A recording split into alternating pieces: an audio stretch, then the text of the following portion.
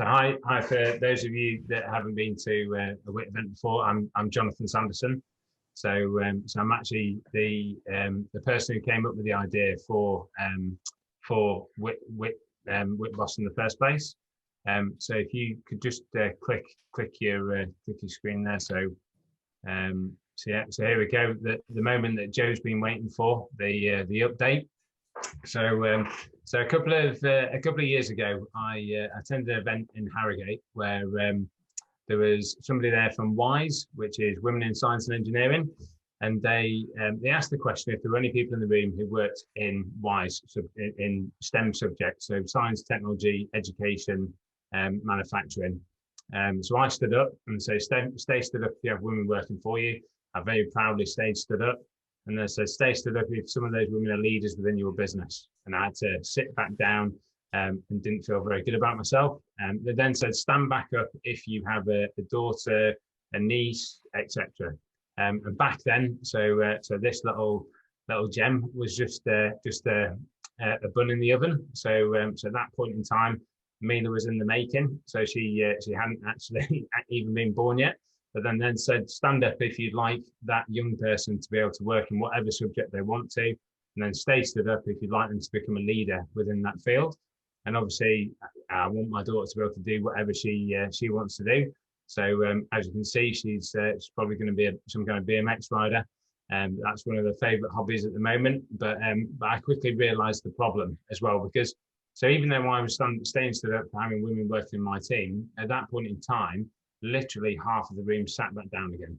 And some of the figures and the stats they were going through were absolutely shocking. And I just thought, I want to be part of the solution for this. So I want to try and help. I want to try and create something to make a difference. So we started WIT Boss. So that's where it all started from.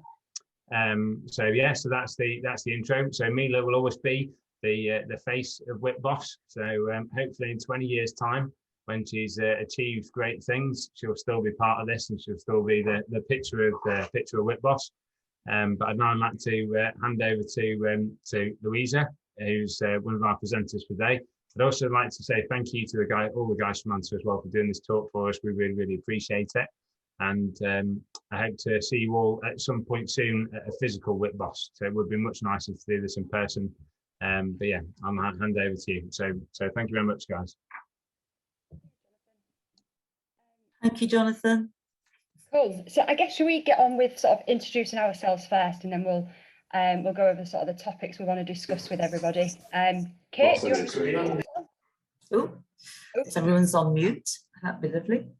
Yeah, I'll kick off. Thanks, Louisa. So I'm Kate Cleal, principal. Oh, hello. Can you hear me? Yeah, we can hear you. Right.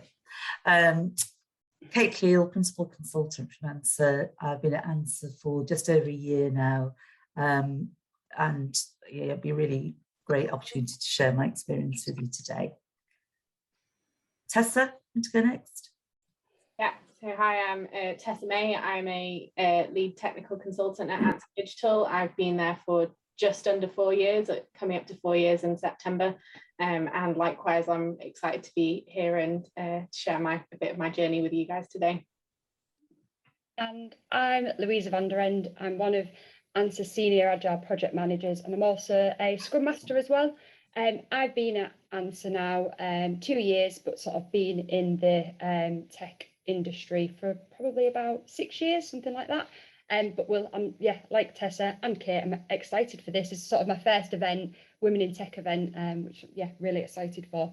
We have obviously we've got an hour with you guys, so we've sort of got some key topics we want to share. But please do jump in and turn your cameras on, speak to us, any questions, that sort of thing. We want to keep it really sort of interactive.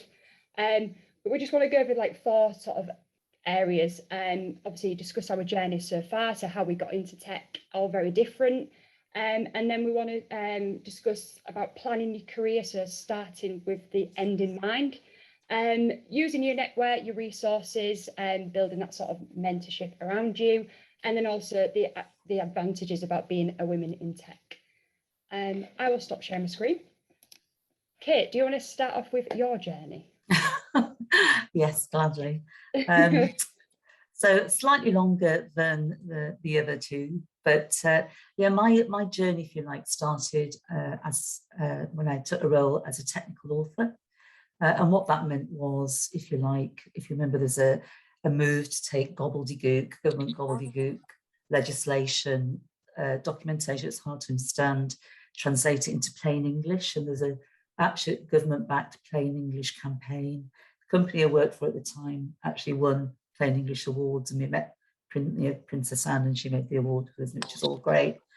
And then at one point we realized that our clients are beginning to ask not only for their procedures and the documents to be technically authored, they wanted an online presence. So through technical authoring, I did an MA sponsored by the company I worked for at the time at Sheffield Hallam in writing for the web and online presentation in terms of language and user journeys and usability. And how you've got to write differently for an online audience. And that gave me a shoe into, if you like, account management in a way, because you obviously can't create collateral and online stories for a client unless you get to know them. And that led me into analysis, getting to define the requirements. It took me down into a project management role, because obviously I saw the delivery of that, what I was producing, through to being developed as an online piece, as a bit of HTML in the early days. So I got insight into, if you like, under the bonnet of how you take a piece of literature and a narrative and get that on screen, get it linked up, get it working. That moved me into the area of, because obviously client, and it's very much client-led with the companies I worked with. The clients not only want sort of narrative on screen, they want interactivity.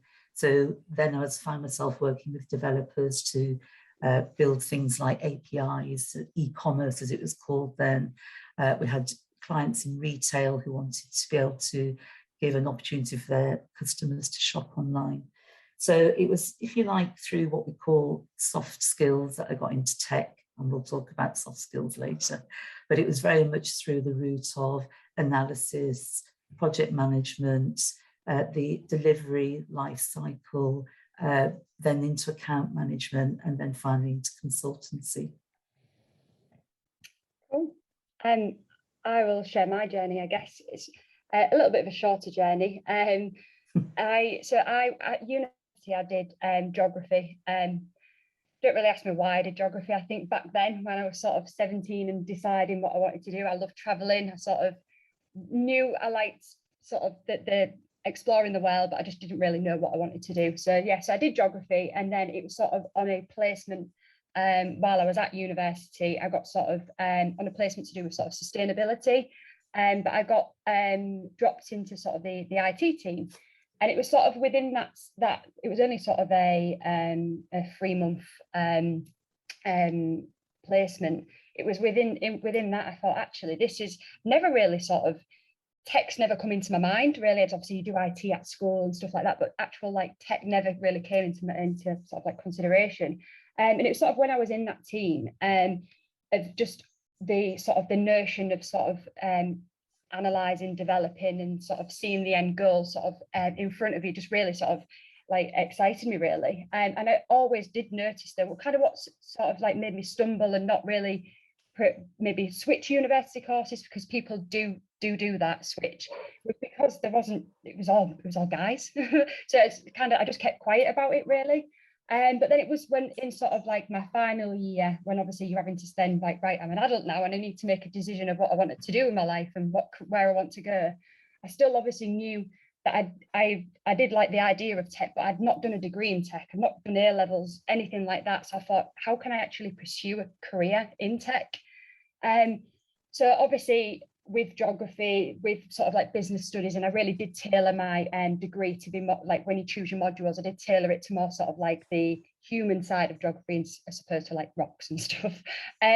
I thought, right, I'm gonna just apply for sort of a bit of a graduate scheme, a tech and business graduate scheme.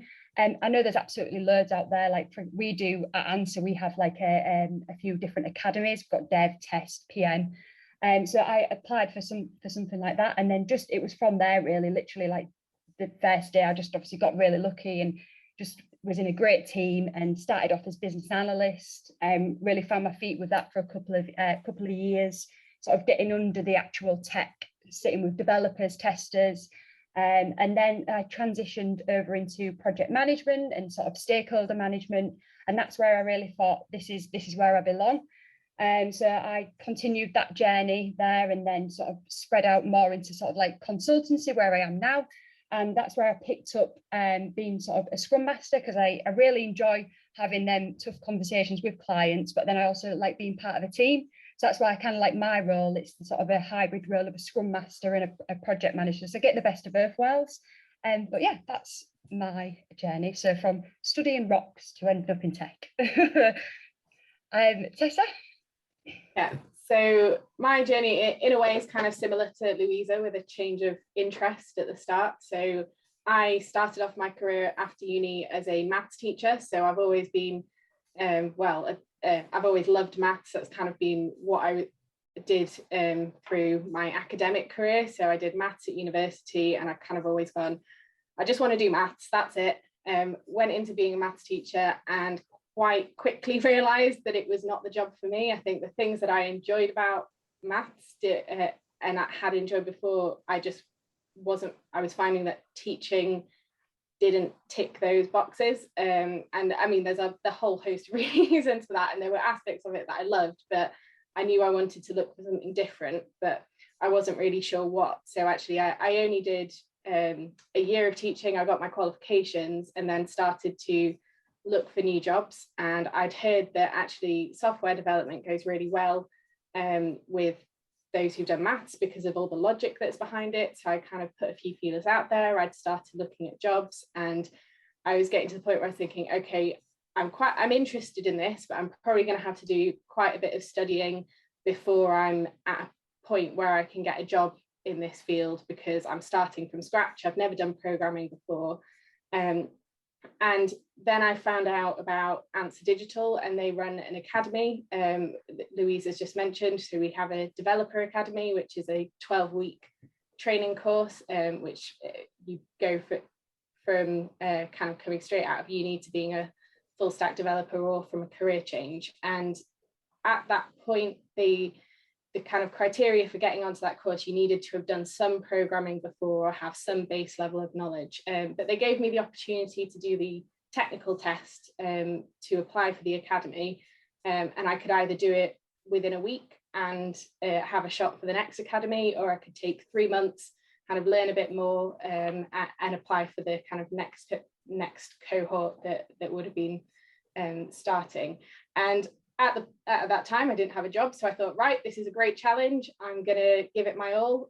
I started reading a book that was How to Learn Java in a Day, and I crammed for a week, and I gave the technical test a go, and somehow I passed. And actually, all of the maths knowledge that I'd done before, that logic really helped with understanding coding, and it just kind of clicked for me. And I found that the challenge that I felt that week, that's what I'd really been missing in teaching, the chance to challenge myself, do that problem solving, have the kind of sense of satisfaction when you're working hard on something and suddenly it fits into place and you've got something working. And I could really see myself doing that as a career. I thought it is a bit of a leap of faith, because I've not been doing this for very long at all, but actually I know that I'll be able to do this, and I feel like I know I'll enjoy it. So I started on the Answer Academy. I did the 12-week training and then started as a developer on client projects. I was a developer for about a year after starting, and then I moved into a more consulting role and started on kind of NHS projects as a technical consultant. So that was going from, instead of doing the development, I would be looking at the solution requirements and taking the business requirements and taking the problem that we needed to solve and building a technical solution from that, and defining those requirements, what the APIs look like, etc., for then the development team to build. So then becoming, looking at problems from a higher level, but still from a technical perspective. And from there, my career in technical consulting has taken off. I've been doing that for nearly 3 years since. I've been on a few different projects, and I find that it's a good mix of the technical challenges, and I still get the daily problem solving, but it's a bit of a hybrid with having the people side of it. I am in a lot of meetings. I get to do a lot of kind of high level problem solving around, we've got this as a business problem, how do we then build a technical solution out of that? And I think I find that a lot of that, well, those people focus skills work well with the previous skills I'd had from teaching, where I'd been very kind of people focused and there's a lot of human interaction. So I have found that my kind of previous career, if you can call it that, from just a couple of years, has really helped me in the tech industry, because it's kind of pushed me into that consulting role where I've kind of really found my feet. I'm only a few years in, so I'd still say that I'm very much at the start of my career and I've got it all ahead of me. But yeah, I think there's probably a lot to look forward to. And yeah, that's where I am so far. I think the really interesting takeaway is we've all got slightly different stories. And I think what we illustrate are the many, many paths into women in tech, into a career in tech. And it can come from, the ancillary skills, if you like, that I talked about, of account management, project management, the things you observe others doing, developers, testers, and then being able to talk about that with a client, and absolute formal training, doing the courses, and then also self-guided learning like you did, Tessa, was it Java in a day, read the book and then do it. So, I don't think there's any doors closed if you're determined to get through and follow that path. And then the important thing is, like you said at the end, go through that door, take that path, but make sure you end up doing something you enjoy and floats your boat, otherwise you won't stick with it. Mm-hmm. Okay, they're our journeys. So the next sort of like theme we wanted to discuss was the main, like, planning your career. So starting with the end in mind. It's easy to say that, isn't it? If you know what the end is. And I think our stories that we've just told show that, the path is pretty windy, and maybe you don't always get to see, or envisage the end, and that the end changes at certain stages in that path. But we've talked about, haven't we, how running your career, if you like a project, and what does that mean? Setting out with the vision, what your mission is, what if you did a raid for your career, what would that look like? What would be the risks, the constraints, the assumptions, the dependencies, and the issues, and getting really formal. Yeah, I think it's obviously, yes, you don't always have to have the end goal in mind, but it's all actually sharing this journey with other people. So I was lucky enough to work alongside Kate on a project, and I think it wasn't to working with Kate, like sharing with, actually, I see myself going here, and she sort of, obviously it's using them people around you and having a bit of a 5-year plan, because I think, like, I've been at Answer for 2 years now, and it's just absolutely flown by. It just 5 years can fly by, and I think if you don't have sort of hold of your own career, you can just coast along. So I do, and like that whole thing of sharing it with people, be vocal about it, be vocal to your bosses, the people around you, your family, because then it makes you be more confident in sort of achieving that goal. If you run a project, you'd be, engaging with all the senior stakeholders, wouldn't you? Yeah. So think of those senior stakeholders as the wise women of the tribe. Go up to them and network with them and engage them like you would a stakeholder, and say, so, how have you got where you are? What was your path like? If you were me, what would you do if you want to get from A to B? Tessa, did you? Yeah, I think I'd absolutely echo what Luisa said about being vocal about it, because when I started out, I'd heard about someone who previously come through the academy and they became a consultant within 3 years, and I thought, okay, I'd like to get to that point. But to me, that felt very ambitious, and honestly, I probably, I don't think I actually vocalized that to anyone, because I thought, oh no, they'll just think I'm ridiculous. You know, one person's managed it, but that doesn't mean everyone else can. And so I kept that as an internal goal in my head. And I did make that did happen for me. And I think it's because I knew I was focused on that. But actually, it probably would have been better in hindsight to share that, because obviously I had career support and I had a lot of guidance, but I don't think I'd ever said, this is my very specific goal and this is where I'd like to be. I'd kind of, I'd been taking any opportunity I could get, but I think that's something I'd take as a learning point going forward, is actually share that and take advice from others, rather than keep it, if you've got a goal, don't keep it inside.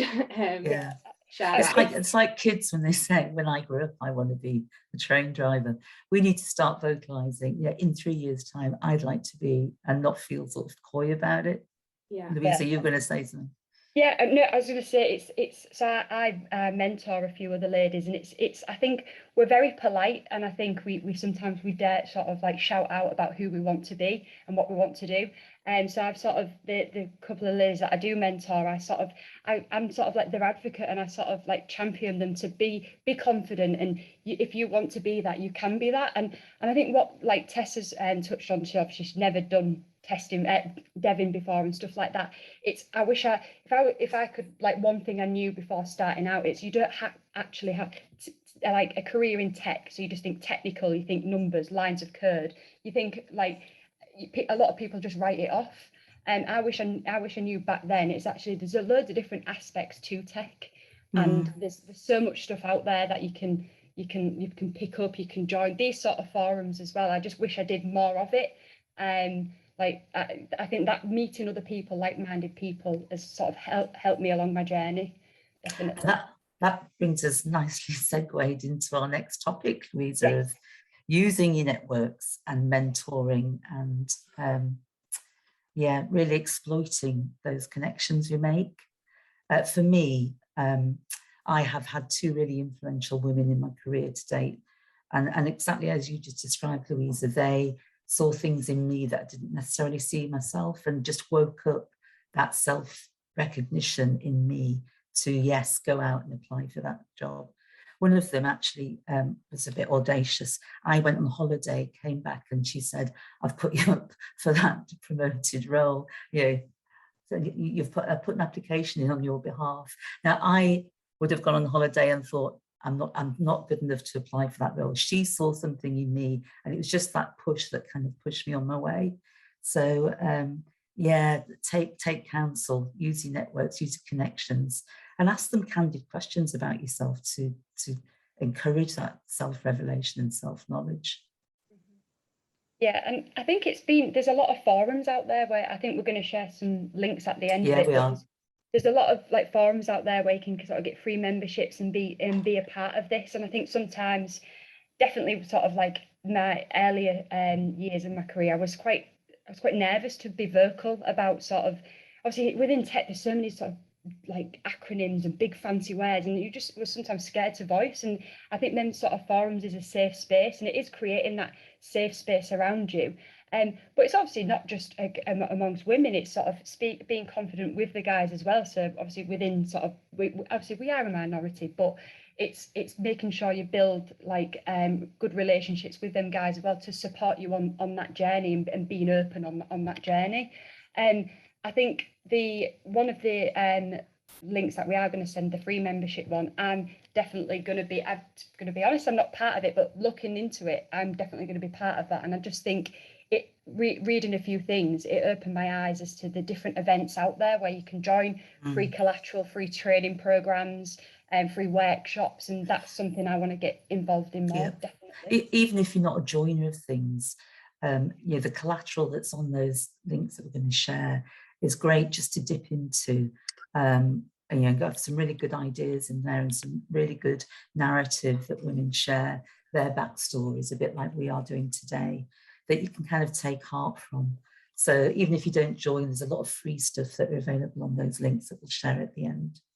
Yeah, and I think, so Louisa said we're a minority, and actually quite often that means you don't see other role models. So there might not be many women in a same role as you in your job. So finding these networks will help you to find that outside of it. And if you can't do that within your company, and you can see what options you have, and just finding out about other people's experiences can be really helpful. Because I think one thing for me is I like to be able to see, okay, there's someone in that role and that's what they do day to day, and that's where I would like to be. And it's, if you can see other roles and what people are doing, you can go, actually, I like that part of the job, or I'm not so keen on that, I think I'd be good at that. And you can kind of assess. And actually, if you don't identify yourself in other people within your company, it can kind of restrict you, and it's just helpful to be able to get those other points of view.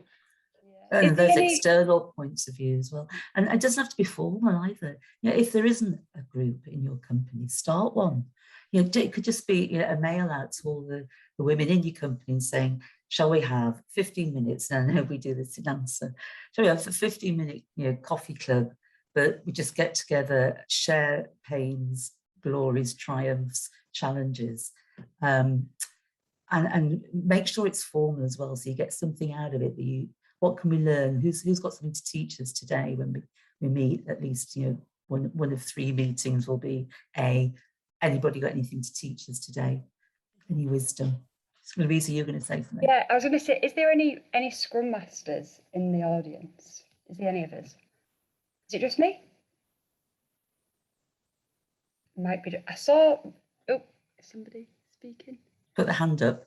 Put your hand up if you're a Scrum Master. No, not done that. I know I saw somebody join Marby. I know she's a Scrum Master, but yeah, I was just touching on that. I think sort of role of a Scrum Master is quite Hello. Hello. I can speak properly. Sorry, I'm on mute because I was on mute because her internet's Hi. dodgy. Hello, Marvy. What was your point, anyway, Luisa? What I was going to say is I was going to ask the people who are Scrum Masters, or even if it's not by trade, I think Scrum Master, especially in retrospective, you're trying to get the spirits up and you're trying to bring a bit of fun and a bit of lightheartedness to your sort of ways of working in your meetings. And I think sometimes when you're doing that and you're the sort of the only woman in your group, they might look at you a bit sort of like, is she a bit crazy? Like, is she coming in sort of with all these props to try and run a decent sort of a meeting? But I've joined a Scrum Masters sort of group, and it was all actually, it wasn't women in tech, but it was all just turned out to be women, and they were all having the same sort of difficulties, feeling like they felt quite sort of isolated and looked at as if they were a bit crazy with all these different ideas. And actually being part of that group, actually just thought, actually, I'm gonna ignore the sort of the thoughts that I'm having and go with it. And I think it has made my meetings more successful, just having them sort of like off the cuff conversations with other Scrum Masters. Those shared war stories are a great way to dispel the imposter syndrome. Yeah, where you think syndrome. You're the only one in the room that doesn't know what the hell's going on. Or you're waiting for a tap on the shoulder and say, come on, I found you out. And you find that everyone's got the same sort of, I suppose it's come down to insecurities, because you're doing the job, you're obviously getting results, you've not had a tap on the shoulder, it's all in your sort of perception in your mind. Yeah, absolutely. So I guess it takes us on to the last topic, but the biggest topic, and sort of the advantages of being a woman in tech. And I guess it's more around, we said soft skills, didn't we, at first, Tessa and Kate? We're not at home to the word soft, aren't we? It's got too many connotations of hard is good, and tech and steely and strong, and all those kind of associations with the word hard, and soft as all those associations with wishy-washy, Nike, sort of things that you can't test, things that you can't prove. Emotional, not in a good way. So we were talking about it earlier, and maybe thinking about referring to them as special skills, and even more so these days, because we're dealing with people, and we've got a cultural shift wider in society, haven't we? When you think about #MeToo and #BLM, so we need to start reflecting that cultural shift in the wider society in the workplace. And where better to start than exploiting the soft skills that women seem to, express instinctively. The empathy, the emotional intelligence, the ability to sort of read the non-verbal signs, maybe more so than men. Not trying to sound too biased or sexist, but I think it is an acknowledgement, isn't it, that women have that kind of antennae, maybe more honed typically than the other half of the population.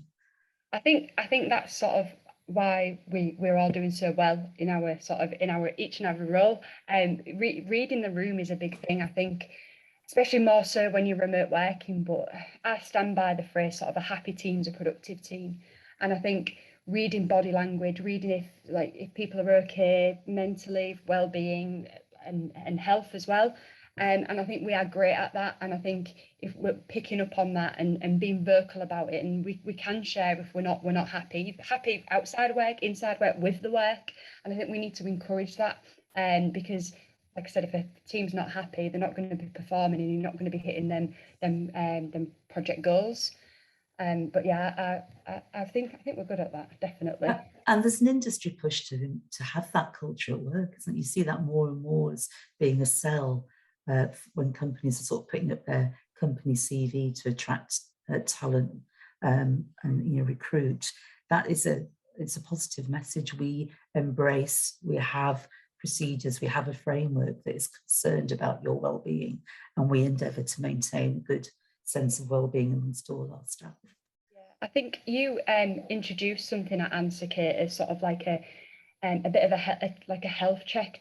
So obviously, yeah, we can read the room, but if you don't if teams don't have a woman in a team, how is the room read? So doing a sort of like a quiz, sort of a Google form of checking in on the team, giving questions. I think we should always be doing that. So if we should be encouraging the other people around us to try and read the room, and if they can't, doing it over sort of an electronic way.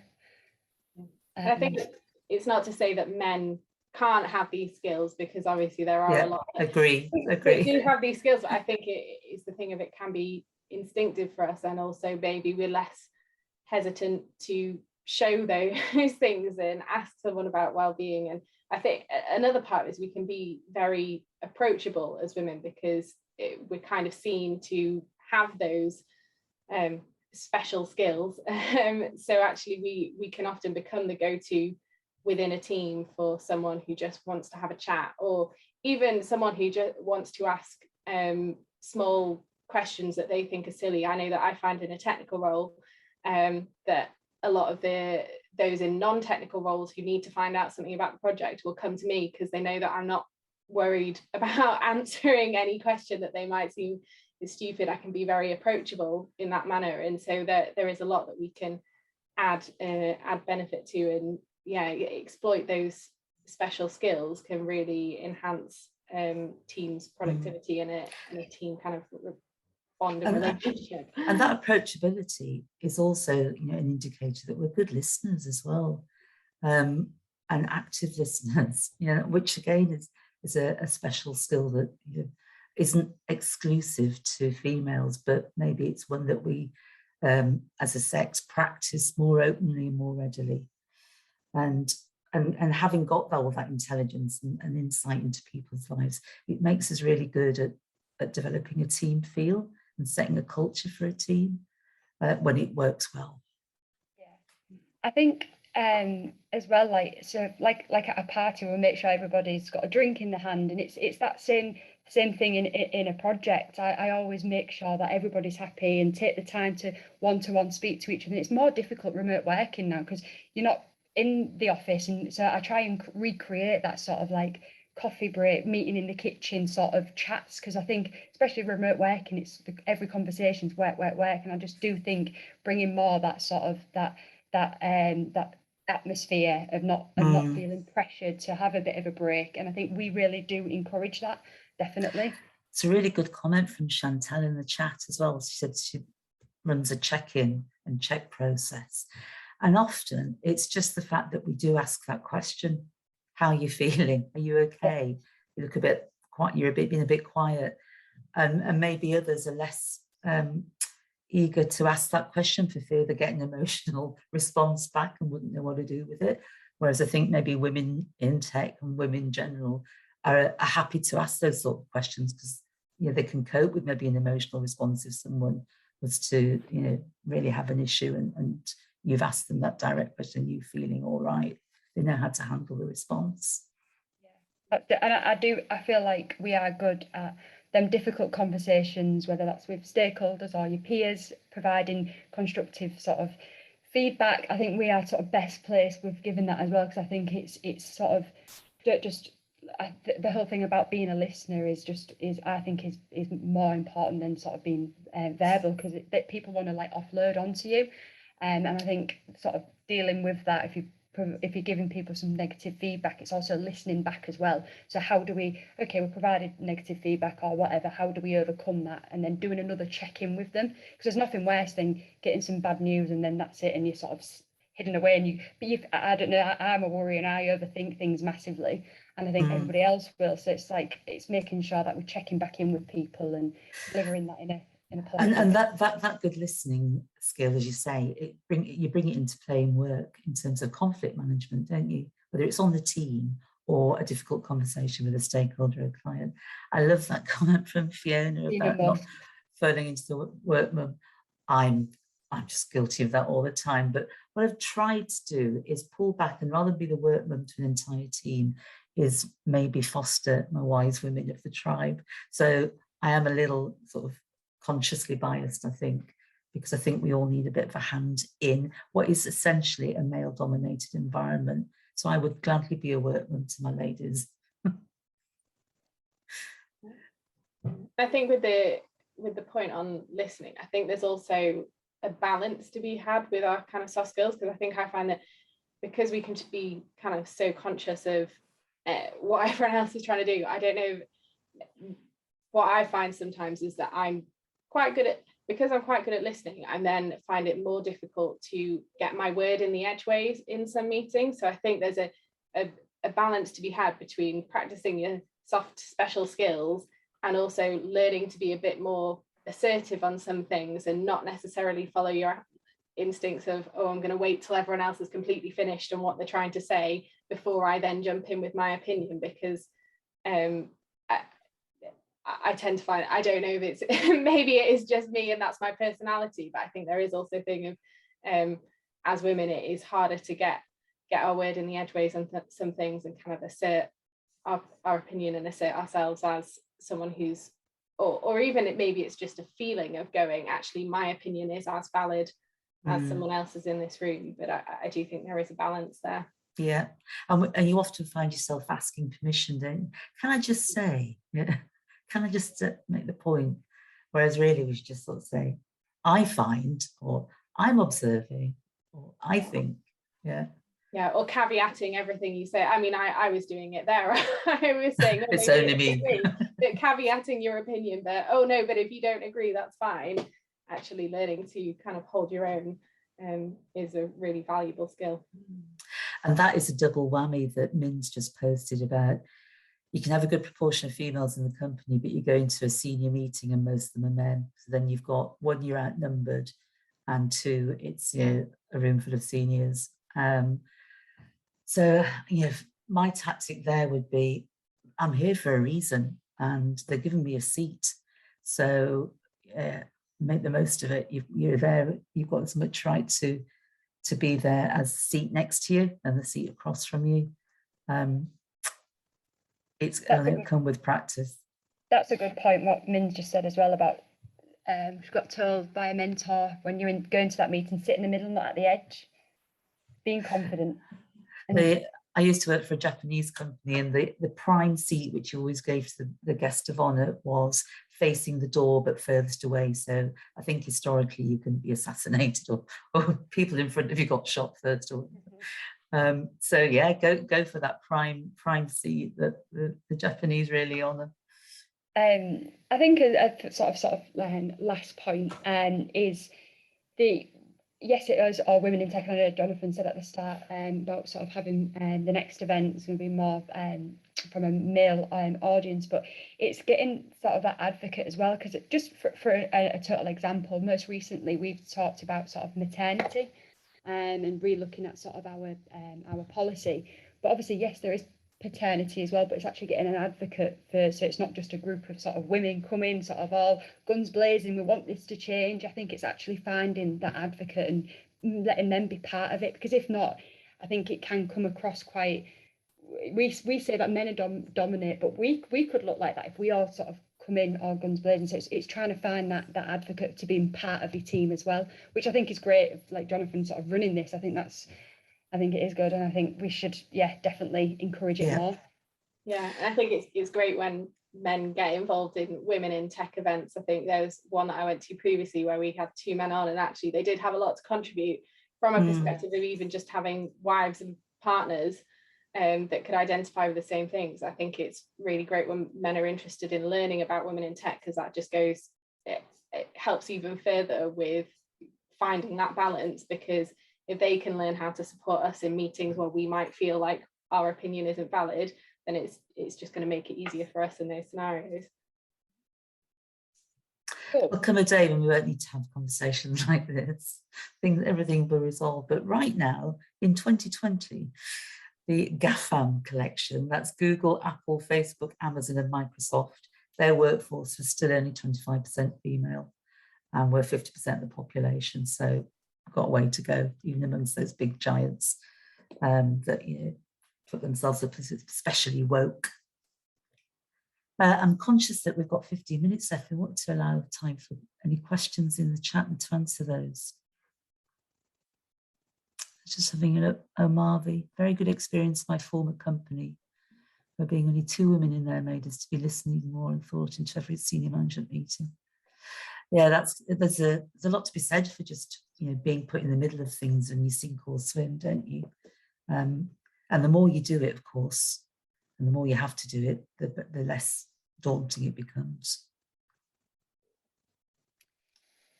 Is there any other questions from anybody? I just add that I know we said about it's a question about when we said about starting with the end in mind. Don't be afraid to flip-flop. Nobody's marking us on how dedicated we are and you should know all the answers all the time. Tessa, great story there of maths teacher to tech. Well, all of us really, we've had a winding road. And I think that shows our adaptability and our strength rather than any weakness that we didn't know what we were doing to start with. I have a really favourite quote from, I think it's Mike Tyson, strangely, which is, it's always great to have a plan until you get punched in the face. And the thing is, maybe if things don't always go to plan, it's that ability to flex and be adaptable. And I think women are particularly grand at that, because historically they've invariably been the sort of mainstay of child rearing and bearing and domestic duties, and being flexible and adaptable to also sustain a career alongside that. Did we have a question from the audience? I don't know if we did. Hi Louisa, it's Aled here from Answer. Hi. So as a guy in tech, white, middle class, middle aged, like the majority of the industry, what do you think is the single best thing that myself and my male peers can do to support women, to support and encourage women in tech? Fantastic question, Aled. Thank you. That's my contribution to you. Positive encouragement. Louisa? I think it is in the encourage. I think obviously we are the minority, and there is, like me and Tessa, we sort of started out in the early stages of our career, but I think it is just plugging out to other events like this, speaking to other people in our positions, where obviously there's people out there who want to touch on a tech industry, but it is scary, they're not sure how to get into that. And I think we need to sort of encourage that and people won't necessarily come to us, so we've got to go to them. So it's continue this networking, continue to be together and grow together. And I think Alid's coming. I saw a few other guys' names drop off on there. Be part of it as well. Don't just sort of leave us to it. Be part of it and champion us, cheerleaders. Make sure that we've got that sort of cheerleaders backing us, behind us. Don't know, Kate, anything from you? Yeah, for me it'd be I would check myself. That would be my byword. I think there is, for a host of reasons, with and without one's control, an unconscious bias. It's just, it's a matter of history, more than anything, as opposed to anything, dark or sinister. It just happens. It's just the way people are brought up. It's how society is at the moment. So I would just, my advice to my male colleagues would be, just check yourself. If you're about to express an opinion or have a meeting, or think a thought or recommend something in an email, would I do this if whoever I'm talking about or make a recommendation to or having a meeting with was male? Would anything be different? Would it change anything? And that will begin to foster self-awareness. And if it's always the matter that it isn't, well, great, you're home and dry. But I think we all maybe need to, we're all humans to unconscious bias. So I would just say, check yourself, that your behaviour or your communication style, is it different because it's a woman, not a man?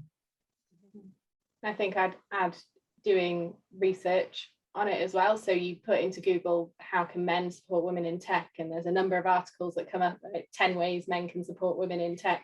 And there's actually some really good, I had a look at them for an event that we did before, but it was some good tips that you wouldn't think of. So things like, if you hear a woman say something that no one else acknowledges, you repeat it and then give them credit. They're kind of small practical tips that can just help towards things. And other things like, make sure you're also advocating for equal policy. So we mentioned we're looking at maternity, and we want male input on paternity.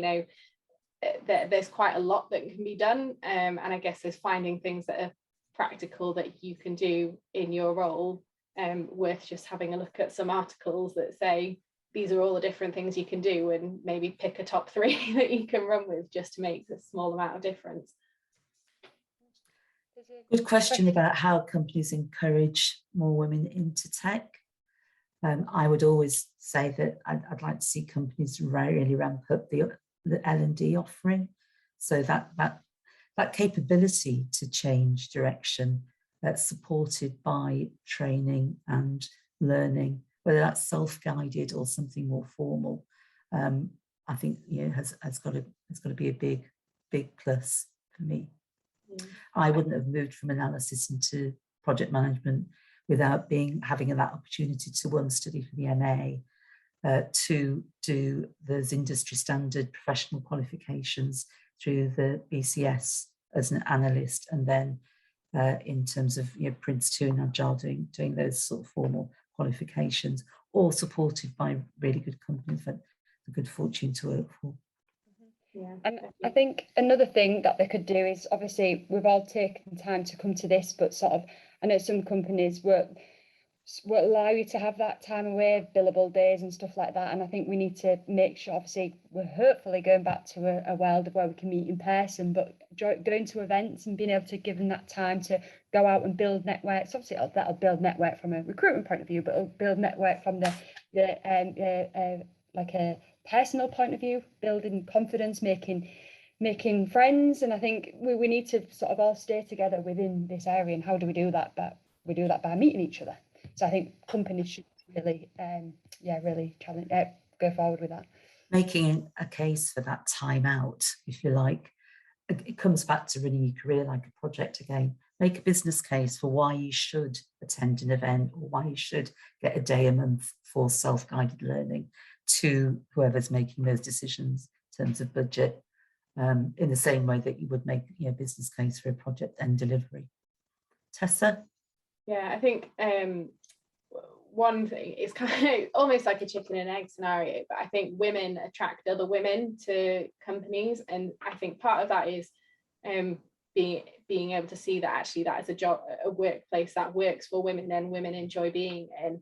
And then there's also being able to see your future in a career. So we've mentioned maternity a couple of times. Actually, can you see someone who's had the kind of life you want? If you're the kind of person who wants to take out time to have kids, does it work? Have that in your role and kind of continue on to have a full career beyond that. And I think I'd also echo Kate's point around allowing for changes of career paths. So that happened for me. I mean, it did happen for me quite early on because I was only 2 years into another career, but I've read some statistics and I can't quote the sources, but actually women are more likely to get into tech later in life. We're less likely to be kind of coding in our bedrooms at the age of 16 and be interested in that throughout our school life. So actually providing those routes later on when you realise that is something that you're interested in is really important, and not letting the fact that you've not had the full 10 years prior experience hold you back from starting a career in tech. Bethany's saying she loves that point, Tessa, about representation. Literally seeing someone look like you in a role you'd like. Yeah, I'd absolutely agree. I had that with those two wise women I mentioned in my career who really personified where I wanted to be. And then it's really easy if you see someone doing something you said, right, I'd like to be that person, I'd like to be doing what they're doing. That's when you go up and set that network up, that connection. How did you get there?